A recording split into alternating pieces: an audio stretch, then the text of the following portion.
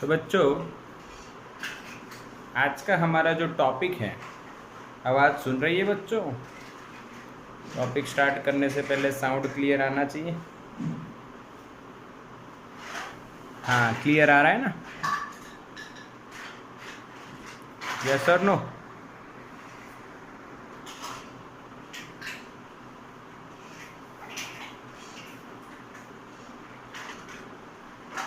Okay, clear आ रहा है। चलो तो बच्चों, हम स्टार्ट करते हैं हमारा आज का सेशन। ओके, और इस सेशन में हम लोग क्या पढ़ने वाले हैं? तो हमने लास्ट लेक्चर में इलेक्ट्रोमैग्नेटिक वेव स्टार्ट किया है, तो अब हम उसको आगे कंटिन्यू करने वाले हैं। और बच्चों, एक और अनाउंसमेंट आपको बता देता हूँ कि हम लोग अब कल, आपको पता है, नीट की एग्ज़ाम होने वाली है। तो हमारा जो लास्ट ईयर का जो बर्डन है, अच्छा बर्डन नहीं, उसको हम बोलते हैं काम। जो काम है लास्ट ईयर जो हमने फिनिश किया, आप उसको बर्डन या लोड कह सकते हो कि सर के पास थोड़ा एक्स्ट्रा काम था, वो आज फिनिश हो जाएगा। यानी कि बच्चों, हम लोग नीट की जो बैच है हमारी जो चल रही थी, वो आज लास्ट डे है उसका। तो हम लोग अब स्टार्ट करने वाले हैं नीट की एक नई बैच। नीट की कल एग्ज़ाम है और हमने बहुत ज़्यादा मेहनत की है। हालांकि रिजल्ट वो सिचुएशन पे डिपेंड करता है कि कैसी सिचुएशन है, बट हमने दिन रात बच्चों के साथ मिलके, बच्चों ने हमसे भी ज़्यादा मेहनत की। तो देखते हैं 500-600 निकलते हैं, इस तरह से क्या होता है। हाँ, और हम लोग अब स्टार्ट करते हैं। तो अपनी बैच या कल देखते हैं कल का अरेंजमेंट क्या है। हम लोग कल ही, भले ही कल संडे है, पर कल ही हम लोग 2021 के लिए, 2021 के लिए अपनी जो नीट बैच है और जो जेईई एडवांस मेंस की जो दोनों बैच हैं, वो कल से हम स्टार्ट कर रहे हैं। कल हम जेईई नीट की दोनों की कंबाइंड बैच स्टार्ट करेंगे और उसके बाद जहाँ पे सेपरेशन जरूर होगा वहाँ सेपरेशन कर देंगे। तो बच्चों, कल से मेरा पूरा फोकस आप लोगों पे होगा फॉर नीट एंड जेईई। और इस बार हम लोग अपने डिस्ट्रिक्ट में टॉप तो करेंगे, और उसी के साथ हमारा टारगेट रहेगा गुजरात टॉप 10। ठीक है, गुजरात में लाएंगे हम लोग। और हालांकि एयर का भी हमारा टारगेट है, बट ये हम लोग अचीव करने के लिए, हमें अचीव करना है, उसके लिए बहुत सारी मेहनत लगेगी। और बच्चों, सबसे ज़्यादा आप लोगों का साथ चाहिए। हाँ, कई बच्चे ये ऑनलाइन स्टार्ट हुआ तब से अपने काम में लग चुके हैं अलग अलग, बट अब हमारा पूरा फोकस 2021 उस पे रहेगा, नीट एंड जेईई। तो अपना पूरा फोकस स्टार्ट कर दीजिए। जो अभी तक था या नहीं, जो भी हो, कुछ भी हो, मैं छोड़ूंगा नहीं और आप भी मुझे छोड़ोगे नहीं। हम लोग साथ मिल के काम करने वाले। बट ये बात नोट कर लेना है कि कल से ही हम स्टार्ट करेंगे। आप सोच रहे हो सर संडे को छुट्टी होती है। बच्चों, कल से आपकी कोई छुट्टी नहीं और कुछ भी नहीं, बस आपका एक ही लक्ष्य रहेगा, एक ही गोल रहेगा, 2021 जेईई। तो क्या बच्चों आप एग्री हो मेरी बात से? क्या रेडी हो? क्या रेडी हो कि नहीं? एग्री हो कि नहीं? Yes yes. तो बिल्कुल तैयार हो जाए, अपने अंदर जोश भर लीजिए और इतना भर लीजिए कि जब तक आपकी नीट और एडवांस और मेंस ये एग्ज़ाम ख़त्म ना हो तब तक वो कम ना हो। डिस्ट्रैक्शन बिल्कुल जीरो कर दीजिए।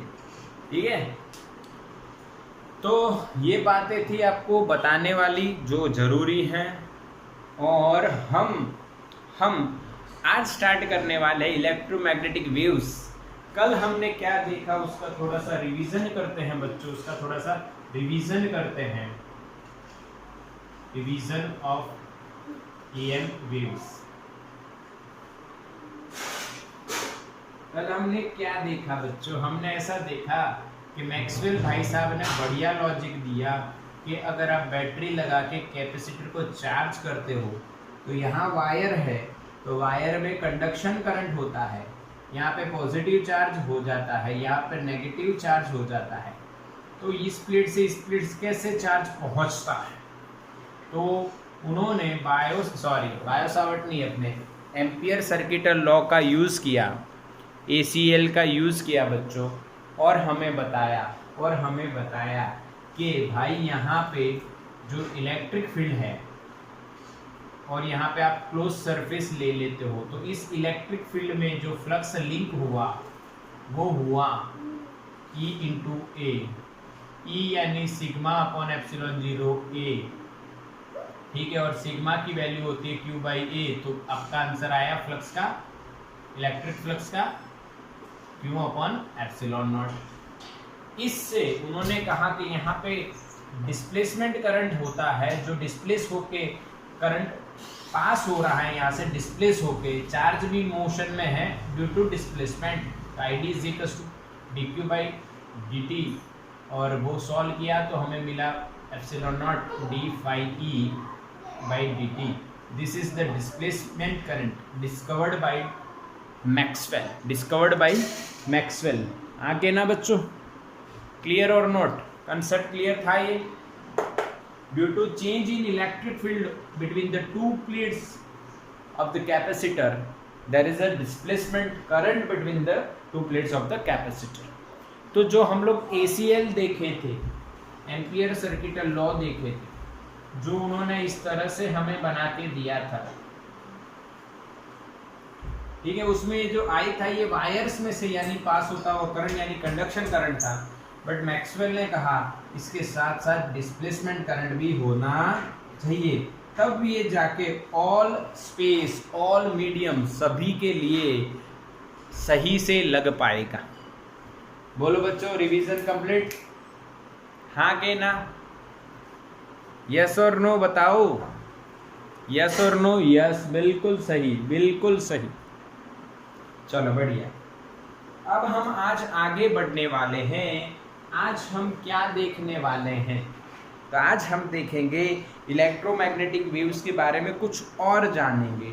जैसे कि मैं बोल रहा था प्रॉपर्टीज, कल मैंने बोला था प्रॉपर्टीज, उसका नेचर, तो आज हम देखेंगे नेचर या प्रॉपर्टीज।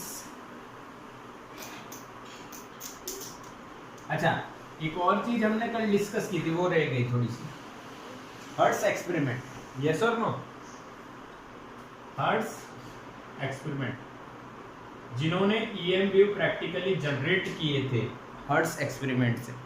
अच्छा, मुझे मैसेज करके बताओ आप लोग बच्चों कि जो रोड्स जो उन्होंने यूज़ किए थे हर्ट्ज एक्सपेरिमेंट में, वो किसका काम कर रहे थे? रोड्स, 2 रोड उन्होंने यूज़ किए थे, वो किसका काम कर रहे थे? वेरी गुड नूपुर, इंडक्टर का काम कर रहे थे। Very good, very good, inductor का काम कर रहे थे, यस, इंडक्टर, ओके। और जो 2 स्फीयर्स यूज़ किए थे वो किसका काम कर रहे थे, किसकी जगह पे काम कर रहे थे?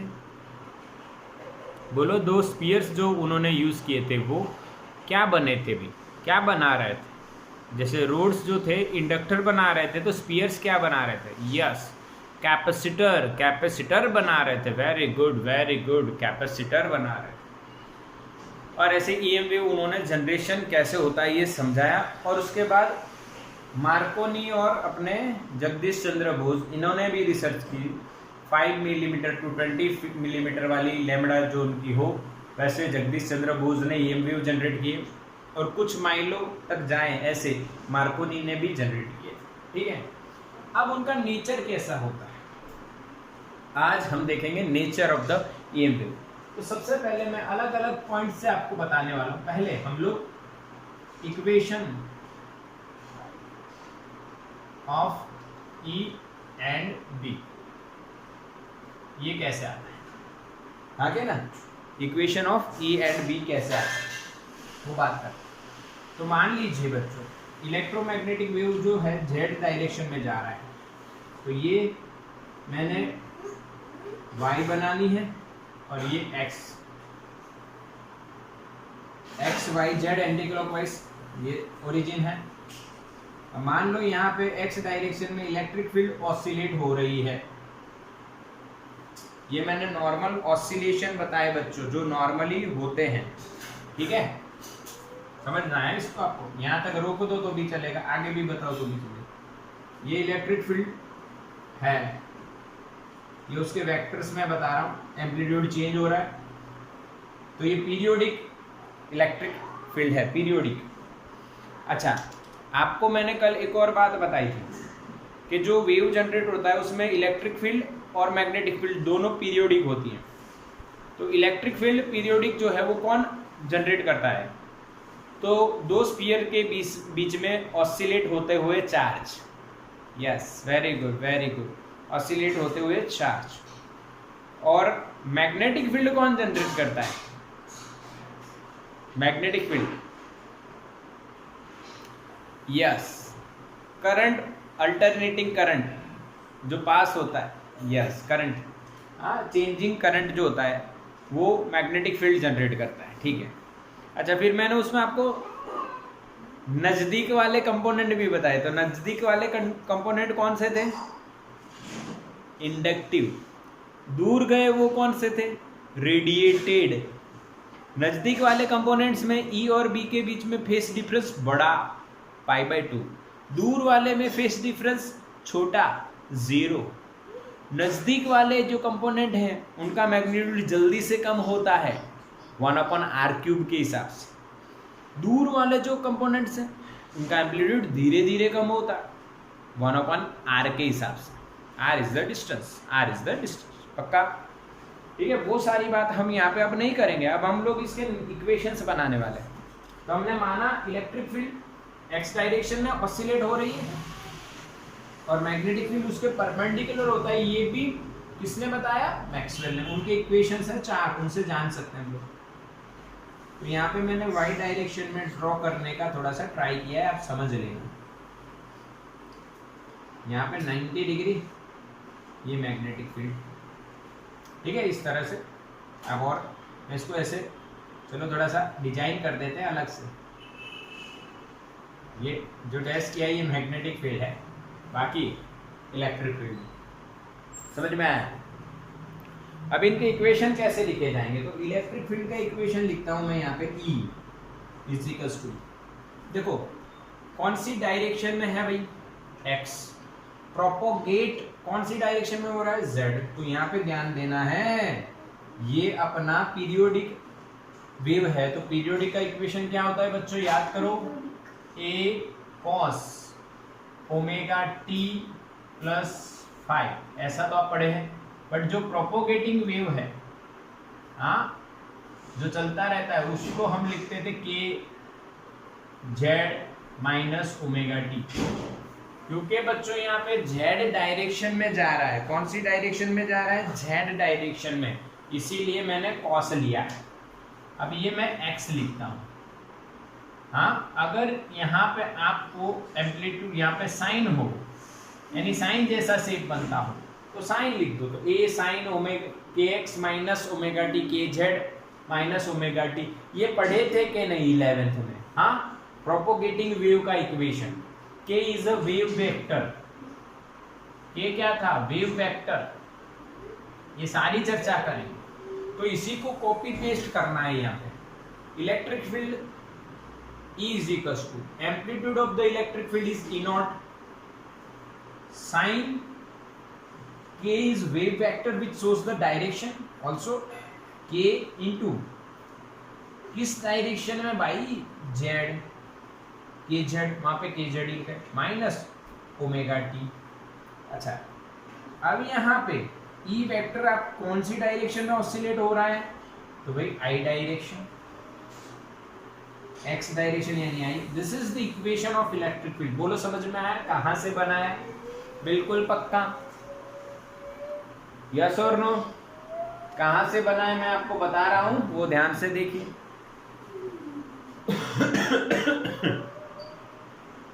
हाँ,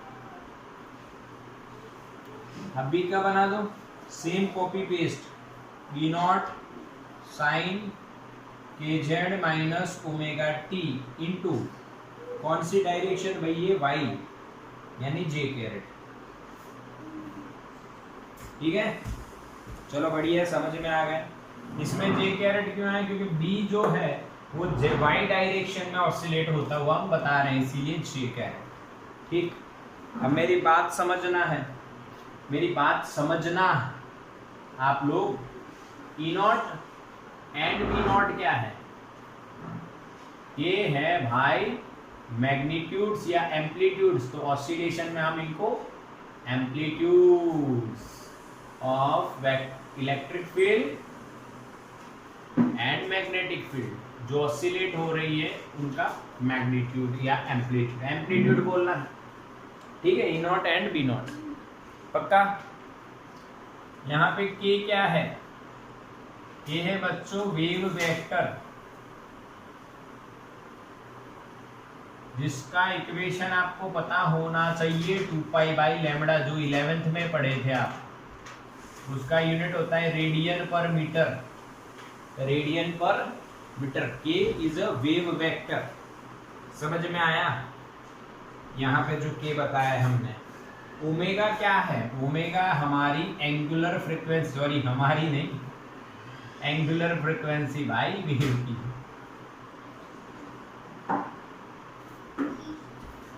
angular frequency okay of wave जो ट्रैवल हो रहे हैं, ओमेगा ऑसिलेट होते जा रहे हैं, यानी परपेंडिकुलरली जो हो रहा है ना, ऐसा डायरेक्शन ऑफ प्रोपोगेशन के परपेंडिकुलर। अच्छा, ओमेगा और के बीच का रिलेशन है, वो भी देखो, रिलेशन बिटवीन ओमेगा एंड के, ध्यान से देखिए, ओमेगा इज इक्वल्स टू के सी, ओमेगा इज इक्वल्स टू के सी। तो ये कहाँ से आया, ये भी आपको पता है कैसे। देखो ओमेगा यानी आप 2πf लिखते हैं, मैं न्यू नहीं लिख रहा हूँ, मैं एफ लिखता हूँ, क्योंकि मुझे एफ और बी, एफ को अगर मैंने न्यू लिखा, फ्रीक्वेंसी को अगर मैंने न्यू लिखा, तो मेरा वेलोसिटी और वो सेम होता है, इसलिए मैं थोड़ा सा ऐसा रख दिया है। ठीक, अब देखो इसको लैम्बडा से डिवाइड करो और लैम्बडा से मल्टीप्लाई करो, तो ये तो आपको सी दे देगा और ये आपको के दे देगा, तो के इंटू सी। ठीक है, क्योंकि ये कैसे याद रखेंगे, तो इसका शॉर्टकट देखिए, ओमेगा, ओमेगा कैसी है,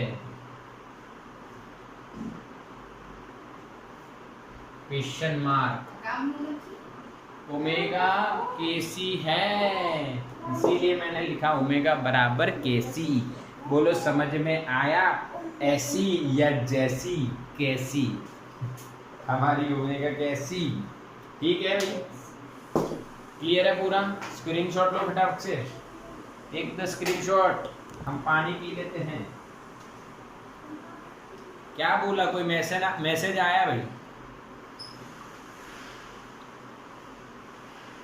क्या मैसेज है बोलो।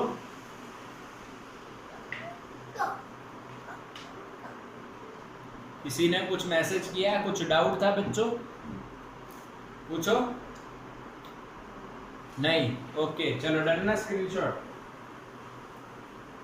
अब ये आपकी एक बात हो गई, ये याद रखना है बच्चों, खास करके आपको याद रखना है, जेड डायरेक्शन में आगे बढ़ रहे हैं, ई और बी परपेंडिकुलर है, वो प्रोपोगेशन की डायरेक्शन के भी परपेंडिकुलर होते हैं। तो इक्वेशन कैसे बनाया मैंने, वो ध्यान से समझ। अब फर्स्ट पॉइंट हो गया, नेचर इसका समझे हम लोग, कुछ थोड़ा थोड़ा। अब नेचर समझते हैं, तो मैक्सवेल की इक्वेशन से थोड़ी और बातें कर लेते हैं। स्पीड एंड मीडियम की थोड़ी सी डिस्कशन कर लेते हैं। तो देखो, स्पीड की बात की गई, तो मैक्सवेल के इक्वेशन से ये बताया गया कि speed of EM waves in free space कितनी है, तो आपको पता है 3 × 10⁸ है। तो यानी लाइट भी वहीं पे ट्रैवल करती है, तो लाइट की स्पीड भी वही है, और लाइट भी ईएम वेव है, ये भी हमने डिस्कशन किया था लास्ट टाइम। तो भाई स्पीड एंड मीडियम की बात कर ले आओ।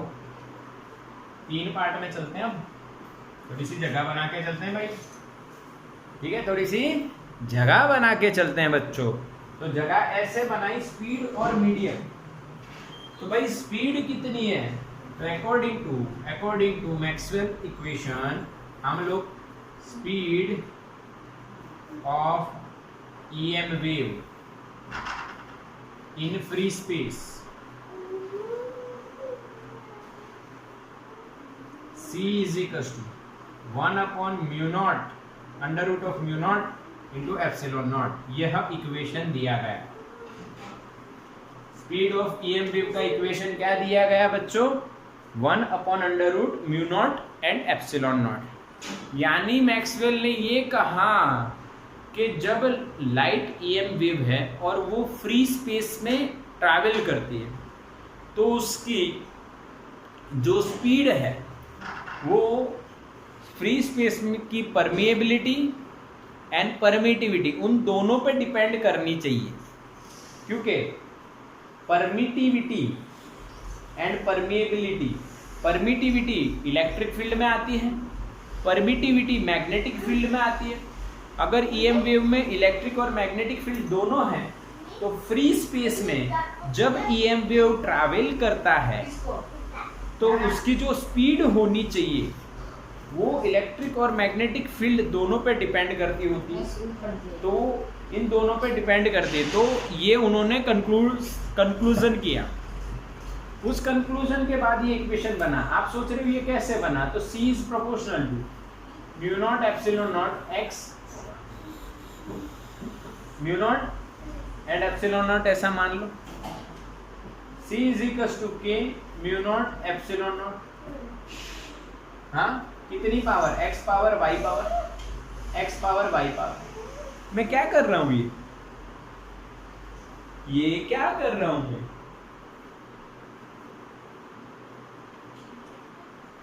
याद करो बच्चों मैं क्या कर रहा हूं ये। Yes, very good Nikita. Chapter 2 same number 1 standard 11 उसकी बात कर रहा हूं मैं। वहां पे हमने देखा था application of dimensional analysis. Yes और बच्चों, यस और no, applications of dimensional analysis. Third application formation of equation. तो ऐसे बनाया गया, एक्स वाई की वैल्यू क्या निकली होगी, -1/2 -1/2। यानी यहाँ पे आप μ0 क्या लिखोगे, 4π × 10⁻⁷ टेस्ला मीटर पर एम्पियर। एप्सिलॉन नॉट क्या लिखोगे, 8.854 × 10⁻12 epsilon nought coulomb square upon newton into metre square. इसका MLT बना के यहाँ पे रखो, आपको x की वैल्यू -1/2, y की वैल्यू -1/2, तो इक्वेशन ये बन जाएगा। हाँ के ना, अरे हाँ के ना, बना के देख लेना, बना के देख लेना। अरे हाँ के ना, बना लोगे, ये लिख लो और बना के देखो xy।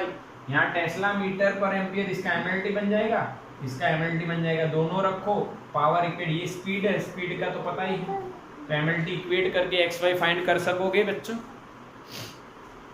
हाँ के ना, यस और नो। अरे मैसेज नहीं करे क्या, सो रहे हो, यस सो रहे हो, समर्थ तू सो रहा है, अच्छा ये भी सब लोग सो रहे हैं, सोते रहो सोते रहो, सोते जाओ सोते जाओ, सो नहीं रहे। अच्छा जयवीर का कहना है सो नहीं रहे पापा, सोच रहे हैं ये लोग। वेरी गुड, सोचना चाहिए, चलो ठीक। अच्छा yes yes, okay okay.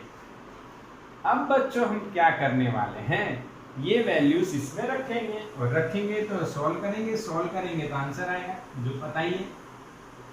Speed of light, जो लाइट चलती है वो कितनी स्पीड से चलती है, 3 × 10⁸। इन दोनों की वैल्यू इसमें रखो, नजदीक में ये आंसर आता दिखे। क्लियर।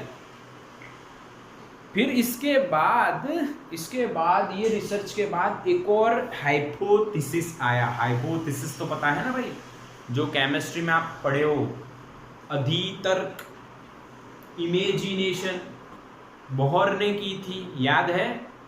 याद है कि नहीं? बोहर ने 3 हाइपोथेसिस दिए थे। उसी तरह यहाँ पे भी कुछ हाइपोथेसिस बनने लगे। जैसे अगर वायर के अंदर, ये वायर है हमारे पास, पकड़ दो भाई, ये वायर है बच्चों, ठीक है, दिख रहा है आपको? ये वायर को अगर मैं यहाँ से ऑसिलेट करूँ ऐसे, तो ये रिस्पॉन्स देता है, ये रिस्पॉन्स देता है, हाँ के ना? यानी अगर वेव ट्रैवल करता है, ट्रांसवर्स हो या फिर लॉन्गिट्यूडनल, तो मीडियम में ट्रैवल करता है, तो मीडियम रिस्पॉन्स करता है, तभी वो ट्रैवल करता है, हाँ के ना? पढ़े हो ना आप ऐसा? अगर कोई वेव मीडियम में ट्रैवल करता है तो वो मीडियम उसको रिस्पॉन्स देता है। अब इसका मतलब स्पेस में जब इलेक्ट्रिक एंड मैग्नेटिक फील्ड से बना हुआ ईएम वेव ट्रैवल करता है तो स्पेस उसको रिस्पॉन्स देती है, सेम एज इलास्टिक मीडियम। तो वो जो मीडियम है स्पेस का, उसको एक नाम दिया गया, हाइपोथेसिस बनाया गया, सोचा गया, उसका नाम है ईथर। क्या? ETHER, ether. और कुछ साइंटिस्ट ने इसका एक्सपेरिमेंट भी बना के दिया और हाइपोथेसिस क्रिएट किया कि हाँ भाई ये बात होती है। समझ में आया बच्चों? जिसको क्या बोला गया? ईथर। अपने आप में एक अच्छी बात है, सोचने वाली बात है ना। ईथर क्या है? ईथर। पक्का समझ में आया कि कुछ और मैं भी बताऊं आपको? जैसे इलास्टिक मीडियम रिस्पॉन्स देता है, वैसे ही electric field and magnetic field को भी स्पेस रिस्पॉन्स देता है। तो स्पेस का जो मीडियम है बच्चों, वो जो हर जगह फैला हुआ है, उसको उन्होंने हाइपोथेसिस क्रिएट करके बताया कि भाई ये क्या होगा? ईथर। नाम बनाया ईथर। समझ में आया? मैसेज करो कि नहीं, हाँ के ना? Ether, ether. मैसेज नहीं आ रहे बच्चों? क्या सो गए फिर से?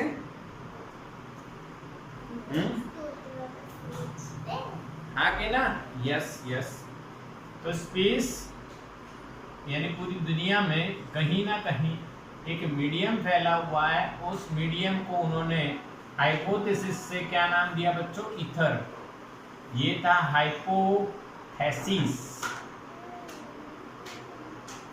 ठीक है, ये पूरी चर्चा हमने कर ली। अब क्या हुआ?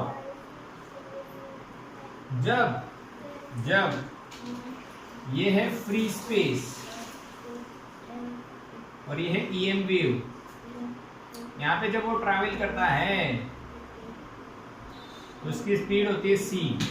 और जैसे ही वो मीडियम में एंटर हुआ, जिसका रिफ्रैक्टिव इंडेक्स n है, यहाँ पे रिफ्रैक्टिव इंडेक्स 1 माना जाता है, जैसे ही वो एंटर हुआ उसकी स्पीड घट गई v। सही है? इस बात से सब लोग एग्री हो के नहीं? एग्री हो के नहीं? जब कोई वेव मीडियम चेंज करता है तो उसकी स्पीड चेंज हो जाती है। कैसे? तो यहां पे देखो equation, speed of EM wave in medium with refractive index n, v is equals to 1 upon under root of mu and epsilon. What is mu? Permeability in medium and epsilon permittivity of medium. समझ में आया? Clear के नहीं? यहाँ पे है वही लिखा है। अब हम लोग क्या कर रहे हैं बच्चों? हम लोग म्यू और एप्सिलॉन की वैल्यू रख रहे हैं। तो mu nought into mu r. What is mu r? Relative permeability. इसी तरह से epsilon nought into epsilon r, epsilon r relative permittivity. पक्का? ये तो आपको पता है ना, म्यू की जगह ये लिखा, एप्सिलॉन की जगह ये लिखा। बट इसमें हम दो पार्ट सोच ले, 1/√ऑफ mu R epsilon R and mu nought into epsilon nought. Mu nought और एप्सिलॉन नॉट के रूट को मैंने अलग से लिखा, बात एक ही है, बात एक ही है। पर वो क्यों लिखा? क्योंकि फ्रॉम इक्वेशन 1 उसकी जगह हम क्या लिख सकते हैं, c 1/√ऑफ म्यू नॉट एप्सिलॉन नॉट की जगह हम लोग c लिख सकते हैं। तो फाइनली हमारा आंसर ऐसा दिखता है। यस और नो? Yes yes yes. अब रिफ्रैक्टिव इंडेक्स क्या होती है? रिफ्रैक्टिव इंडेक्स क्या होती है वो भी आपको पता है, मैंने आपको 9th चैप्टर चला दिया था पहले ही, ओके। 11th में ही हमने पढ़ लिया था, याद हो तो आपको, okay. Yes yes, very good, Nikita को याद है। n is c/v, n is c/v। Yes, हमने पढ़ा था कि मीडियम में जाते ही स्पीड कम होती है, लैम्बडा कम होती है, फ्रीक्वेंसी चेंज नहीं होती है, because frequency is the property of the source and lambda is the property of the medium. Medium change, lambda change, lambda change, speed change. But आपको पता है मैं दौड़ रहा हूं, मेरे नीचे बढ़िया सी टाइल्स लगाई हुई है, मैं दौड़ रहा हूं, फिर दौड़ते दौड़ते अगर मेरे नीचे जो जमीन है वहां पे रेती आ जाए, बहुत सारी रेती आ जाए, तो मेरी स्पीड बढ़ेगी या घटेगी? बताओ, घटेगी। सही जवाब, सही जवाब, डिक्रीज हो जाएगी मेरी स्पीड, क्योंकि मीडियम डेंसर तो स्पीड घटती है। यस, तो इसी तरह से speed is inversely proportional to medium की इंडेक्स, रिफ्रैक्टिव इंडेक्स। तो वहीं से हमने देखा था refractive index, index and of medium n is equals to c/v, and यहाँ पे c/v आप करोगे तो mu r into epsilon r ऊपर आ जाएगा। समझ में आया मेरे बच्चों? और एक और इक्वेशन लिखेंगे, म्यू आर इंटू के, डाई इलेक्ट्रिक कांस्टेंट। ये क्या है बच्चों? डाई इलेक्ट्रिक कांस्टेंट है, जो पढ़े हैं आप। एप्सिलॉन आर को डाई इलेक्ट्रिक कांस्टेंट भी कहते हैं। तो स्पीड की बात भी की और मीडियम की चर्चा भी की, आपको इथर भी बताया, और n is equals to c/v under mu R epsilon R कैसे आया, कैसे लाया गया? बोलो हाँ के ना। What is mu R? Permeability of ओ, कौन सी पर? रिलेटिव। सिमिलरली एप्सिलॉन आर क्या है? Relative. Permittivity of medium with respect to the free space. पक्का? यस और नो? मैसेज करो। जो बॉक्स बनाए हैं वो इक्वेशन याद रखो, डायरेक्टली यूज होंगे बच्चों। यहाँ पे एक इक्वेशन बता देता हूं आपको, जी के नीट में शायद पूछा गया है, या कहीं पे कोई बोर्ड की एग्जाम में पूछा होगा। मैं यहाँ पे लिख रहा हूँ, वो समझना है। म्यू नॉट और एप्सिलॉन नॉट की पावर -1/2, इसका MLT किसके जैसा है और इसका MLT कितना है, कैसा है, वो पूछा गया। बताओ कैसा होगा, मैसेज करो। इस जो इक्वेशन का MLT वो किसके जैसा, किसके जैसा? Fast fast fast. Yes hearty, right answer. Speed के जैसा। किसके जैसा? स्पीड के जैसा। देखो इसको ऊपर लेके आओ तो -1/2 हो गया, सेम। हाँ, तो आप जब स्क्रीनशॉट लोगे तो इसका भी ले लो। ऐसे लिख देता हूं, mu not epsilon naught raise to -1/2। पक्का? अब स्क्रीनशॉट ले लो, आपका ये पॉइंट भी फिनिश बढ़िया एकदम। तो बच्चों थर्ड पॉइंट अब हम देखेंगे। आपने स्क्रीनशॉट ले लिया, मुझे लाइव क्लास का मैसेज भी मिल गया, ओके यस डन। तो अब हम थर्ड पॉइंट क्या देखेंगे। तो अभी हमारे पास टाइम है, तो थर्ड पॉइंट भी हम फिनिश कर सकते हैं। थर्ड पॉइंट ये है, EM waves contain एनर्जी। कैसे पता चलेगा EM वेव के पास एनर्जी है? देखो एक सिंपल लॉजिक देता हूं। ये सन है और ये अर्थ है। अब कई बच्चे कहेंगे सर अर्थ बड़ी या सन बड़ी? अर्थ बड़ी या सन बड़ा? सन बड़ा, अर्थ बड़ी। बताओ कौन बड़ा होता है? कौन बड़ा होता है साइज में, अर्थ या सन? अर्थ या सन? सन। वेरी गुड, उम्मी का राइट आंसर। सबको पता है ये तो सन बड़ा होता है, पर मैंने अर्थ को बड़ा ड्रॉ किया। रीजन बताओ, चलो रीजन बताओ, मैंने अर्थ को बड़ा क्यों किया? रीजन बताओ। लॉजिकल रीजन होना चाहिए, हाँ, विथ कॉज होना चाहिए। बताओ। आके ना बताओ, बताओ जल्दी। लाइव क्लास में टाइम पास नहीं करना है। एक छोटी सी बात याद करवा देता हूँ। यस ताहा, यस ताहा का आंसर करेक्ट है। रिलेटिविटी, हम लोग अर्थ पे हैं तो हमें अर्थ ही बड़ी लगेगी, सन छोटा लगेगा। ठीक है, चलो ठीक, ये ना टाइम पास। अब देखो क्या होता है। अभी मैं मीडियम नहीं ड्रॉ कर रहा हूँ, मैं बात कर रहा हूँ सीधा। यहाँ पे से EM वेव आ रहे हैं, यानी लाइट आती है। लाइट आती है तो हमें हीट लगती है, हीट एनर्जी। यानी EM वेव्स के पास एनर्जी होगी, क्योंकि लाइट कौन सा वेव है बच्चों? EM wave. तो उसके पास एनर्जी है, इसीलिए तो हमें हीट लगती है अर्थ पे सन के कारण। बोलो क्लियर? तो EM wave contains energy, and वो एनर्जी ट्रैवल भी होती है from one place to another place. Okay, दूसरा तरीका इसको समझने का ये है in terms of energy density. हम इसको समझ सकते हैं in terms of energy density. तो भाई इलेक्ट्रिक के लिए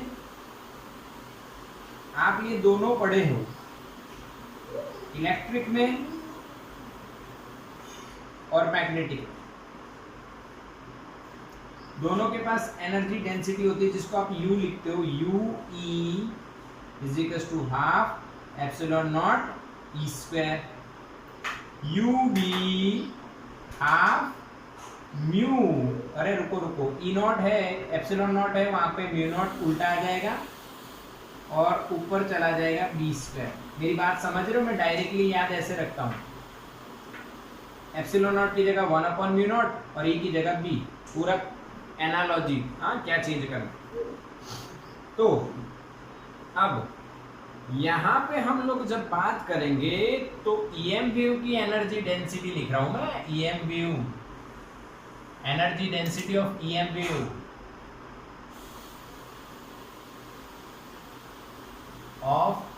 EM वेव क्या लिखी जाएगी? तो U = कंबाइंड होगी ना, energy is a scalar quantity. तो एनर्जी डेंसिटी यानी एनर्जी अपॉन वॉल्यूम, एनर्जी भी स्केलर और वॉल्यूम भी स्केलर, आगे ना। तो उनका एडिशन सिंपल हो जाएगा, टोटल कंबाइंड हो जाएगा UE + UB। बोलो बच्चों, एग्री हो के नहीं? This is the energy density of EM wave. तो बच्चों अब क्या करेंगे? UE की वैल्यू लिखेंगे ½ एप्सिलॉन नॉट E² + B² / 2μ0। बोलो बच्चों, पक्का समझ में आया कि नहीं? अरे मेरे बच्चों, समझ में आया कि नहीं? ये तो पहले देख चुके हैं, ये लगभग 7th चैप्टर में देखे हैं, ये लगभग हम लोग 6th चैप्टर में देखे हैं, दोनों देख चुके हैं। दोनों का एडिशन कर दो तो टोटल हो गया। बट बच्चों यहाँ पे आरएमएस लिखना चाहिए आपको।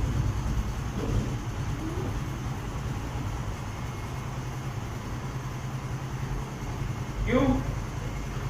रूट मीन स्क्वायर क्यों? क्योंकि जो ईएम वेव है बच्चों उसमें इलेक्ट्रिक फील्ड ऑसिलेट हो रही है, मैग्नेटिक फील्ड भी ऑसिलेट हो रही है, तो उनकी एवरेज वैल्यू तो 0 आ जाएगी, क्योंकि एक साइन है, याद है आपको?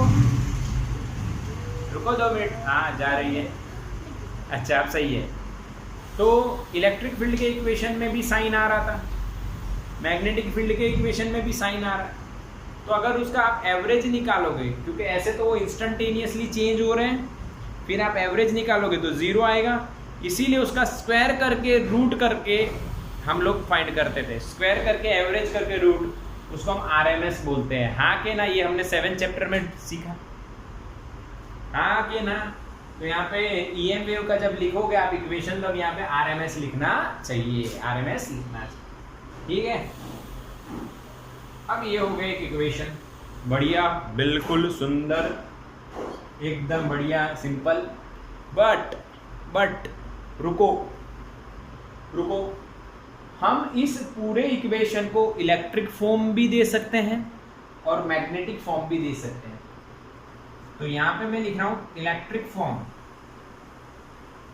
ऑफ इक्वेशन नंबर 1, और यहाँ पे डायरेक्ट लिख देता हूं मैं यूईएम, ईएम वेव की एनर्जी डेंसिटी का।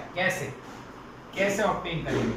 तो इलेक्ट्रिक में मैग्नेटिक हटाना पड़ेगा, इलेक्ट्रिक में मैग्नेटिक हटाना पड़ेगा, तो ध्यान से देखना है। According to Maxwell relation between E and B, यहाँ पे मैं आपको एक और चीज बता देता हूँ, इसको हटाते हैं अभी, यहाँ पे बता देते हैं relation between E and B directly. E nought बराबर बी नॉट इंटू सी, और ई आर एम एस बराबर B R M S into C, ये मैक्सवेल के इक्वेशन से निकल के आया हुआ रिलेशन है, relation between E nought and B nought और E R M S and B R M S. समझ में आया बच्चों? क्लियर दिख रहा है मेरे बच्चों? हाँ कहना बच्चों? ये आपको याद रख लेना है, या फिर एमएलटी कंपेयर कर लेना, आंसर सेम आएगा, या फिर कुछ इक्वेशंस जोड़ तोड़ के आप करोगे तो आंसर तो आ ही जाएगा।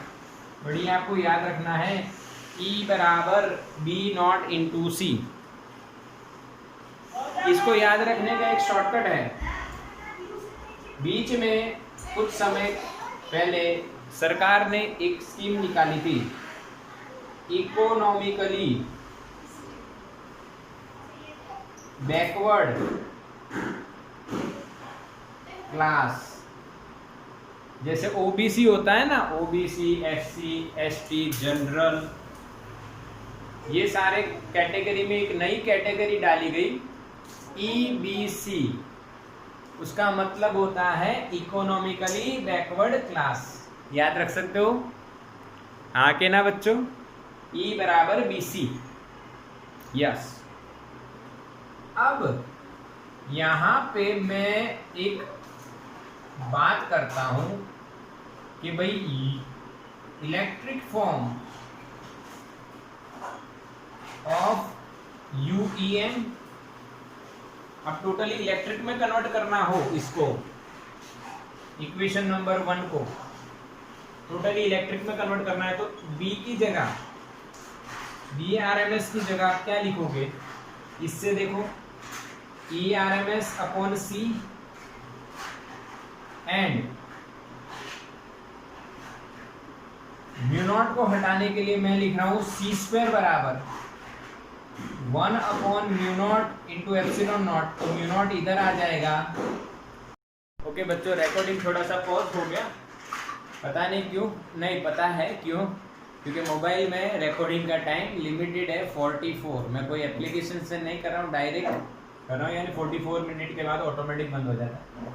तो ठीक है, अभी फिर से स्टार्ट करते हैं। यहाँ पे देखो, ये जो रिलेशन इससे है E B R M S is equal to E R M S upon C, इससे आ गया, ये नीचे गया, सी वाला नीचे गया ना, और ये तो हम पहले से पढ़े C is equals to 1 upon under root mu not epsilon nought, square करके म्यू नॉट को सब्जेक्ट बनाओ और ये दोनों मिला के इसमें रखो, तो ये पूरा इलेक्ट्रिक में कन्वर्ट हो जाएगा और हाफ मिलके एक बना देगा।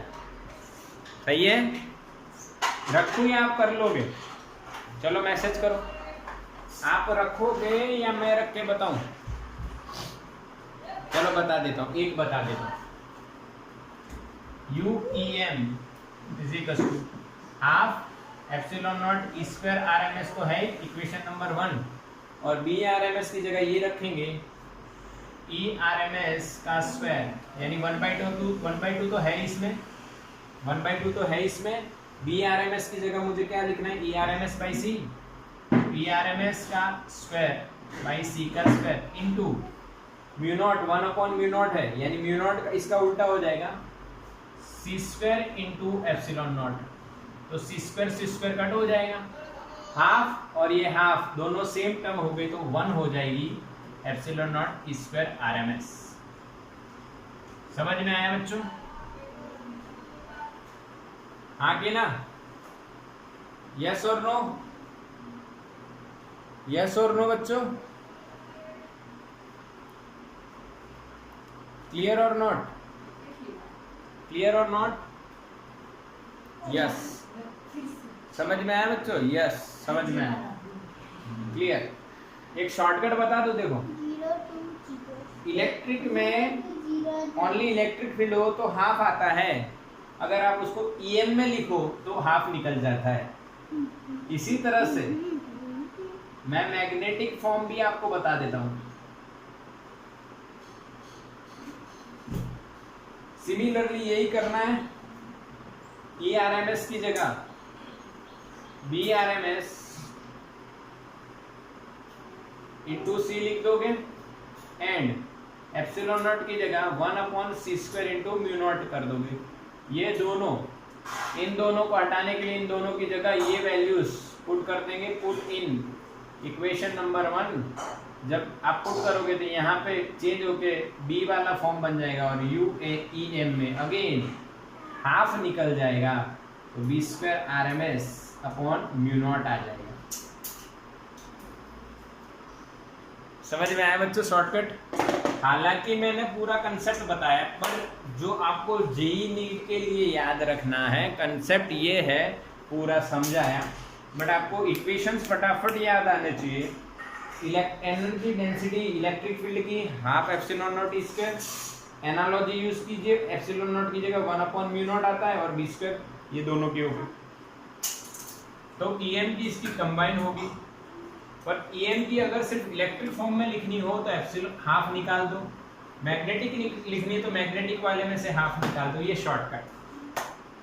और ई बराबर बी सी, ई नॉट बराबर बी नॉट सी हो, चाहे ई आर एम एस बराबर B R M S into C हो, ई बराबर B C, economically backward class.